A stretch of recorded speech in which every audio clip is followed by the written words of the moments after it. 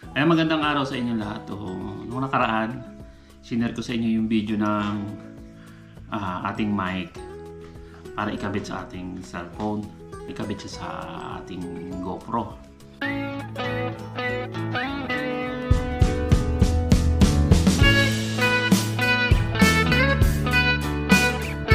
So, kailangan lang natin bumili ng isang accessory para maikabit natin siya sa GoPro. So, ito yon, media mode. So, bumili na tayo ng yung accessory na kailangan natin na ikabit sa ating cellphone, sa GoPro natin. So, buksan natin siya para makita natin yung laman. Okay. Ito ay pwede sa 9, Hero 9, 10, 11, 12 at hanggang 13. Okay siya. So, buksan na natin. Ito, sirain na natin ang kahon.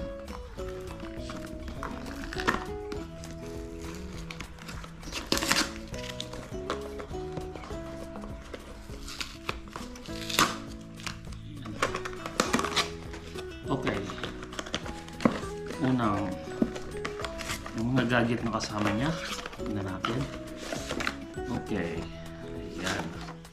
Siyempre may mga manual. At itong extra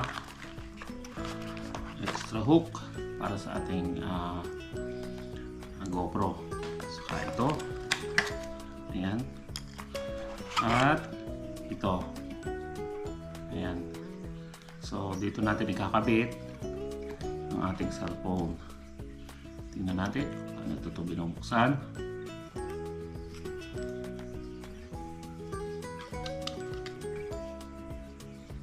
Ayan. Ayan, ganyan siya. So dito ikakabit yung yung sa GoPro. Ayan, tatanggalin natin yung pinaka cover ng GoPro at dito natin siya i-hook. Ayan. So merong ganito. Ayan. Nalagay siya dito. Ayan o. Ganyan. O. Okay, let's go. Ikabit na natin siya.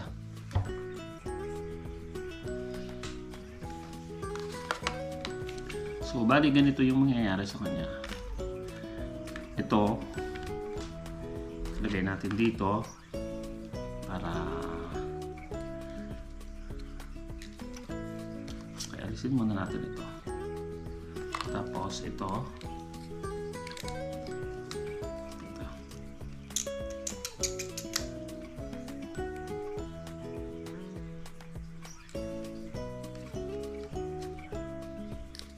okay, pwede na ganyan.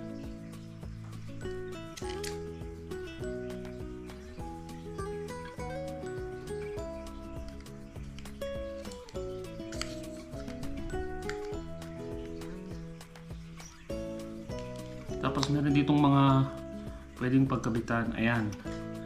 Merong yung 3.5 jack, may yung type C, saka meron dito yung pinakamaliit na type. Huwag ko anong type yan. 3 entrance. Para kapag inilagay natin ito, hanapin natin yung kanyang mga cable.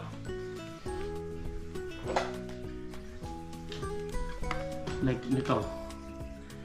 Ito, dito natin siya ilalagay. Pagkatapos ilalagay natin dito sa kanyang 3.5. Ayan. Okay. Ganun dito mga pwedeng pagkabitan dito. Kaya lang medyo masikip siya. So siguro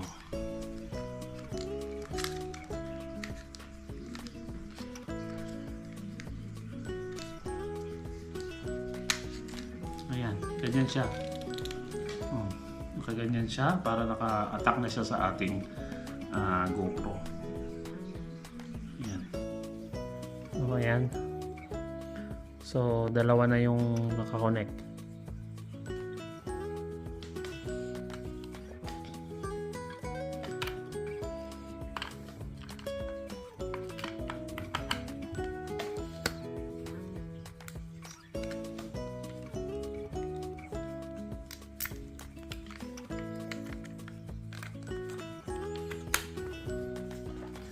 So ayan guys, yung ating mic ikakabit natin sa ating GoPro. So yun, kailangan nga natin ng ito nilagay ko to sa ating GoPro na media mode ang tawag diyan.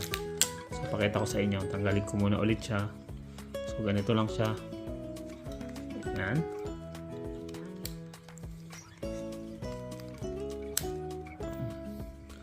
Ayan, alisin ulit natin yung ating GoPro para makita ninyo yung connection niya. So ayan, medyo mahirap tanggalin. Kailangan siya i-alisin sa sa kanyang stand kasi sumasabit yung nakahook sa kanya. Kinabit ko na kasi ito kanina. So, yan. So, i-plot na ito. And then, ayan, ganyan. Okay. So, ito yung pinaka cover dito. Balik ulit natin yung cover para mapakita ko sa inyo. Ayan. O, diba?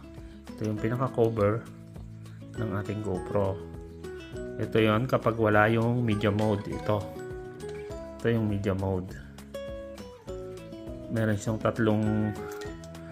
siyang type C na yan, connector, kung saan dyan natin i-hook yung charging ng ating GoPro.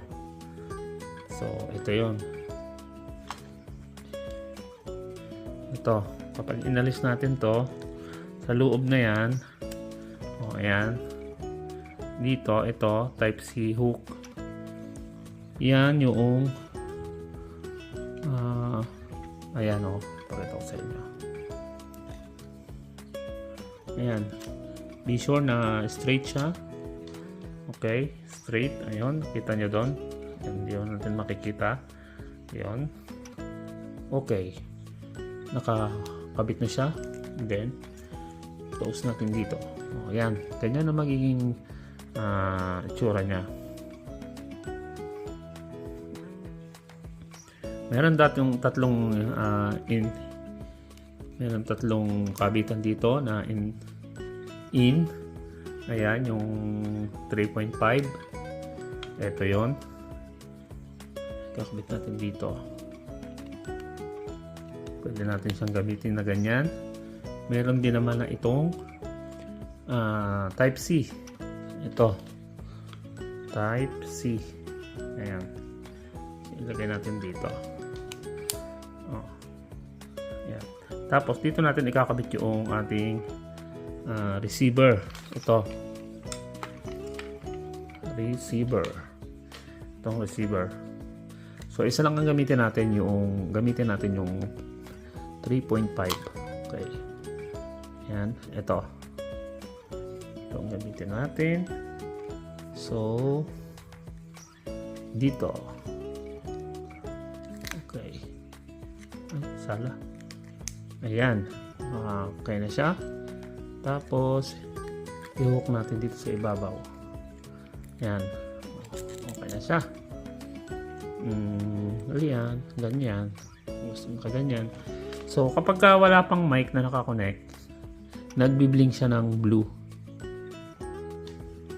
Pagka naman i-connect na natin yung mic, kuha tayo ng isang mic. Ayan, paras pa siyang naka-blue. And automatic, ayan, magi-green. So nag-green na siya. Okay, yung isa pa. Yun, okay na siya, naka-connect na siya. So check nga natin kung mag-work na siya. Supposed to be dapat siya ay plug and play. Ayan. O ayan, may nakikita nyo yan, green. Yan ay indication na tayo ay connected na sa ating microphone to GoPro. O ayan, ganun lang siya kadaling ikabit. So ayun, hanggang dito na lamang at sana po ay nagustuhan ninyo at may nakuha kayong kaunting idea dun sa mga nagpaplano dyan na mag-vlog at meron kayong mga gustong ikabit na gadget at meron na kayong mga ganitong gadget, ay pwede na kayong gumamit nito. So ayan, so ganito na ang kanyang itsura ngayon.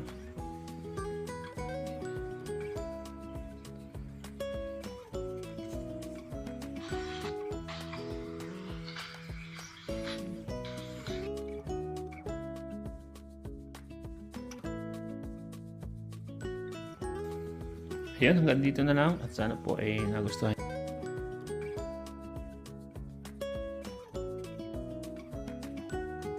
Lagay na natin sa kanyang charging station. So ayan.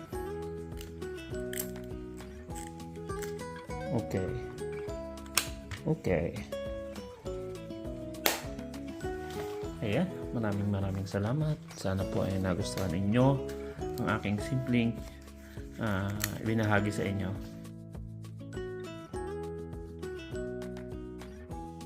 Hanggang sa muli.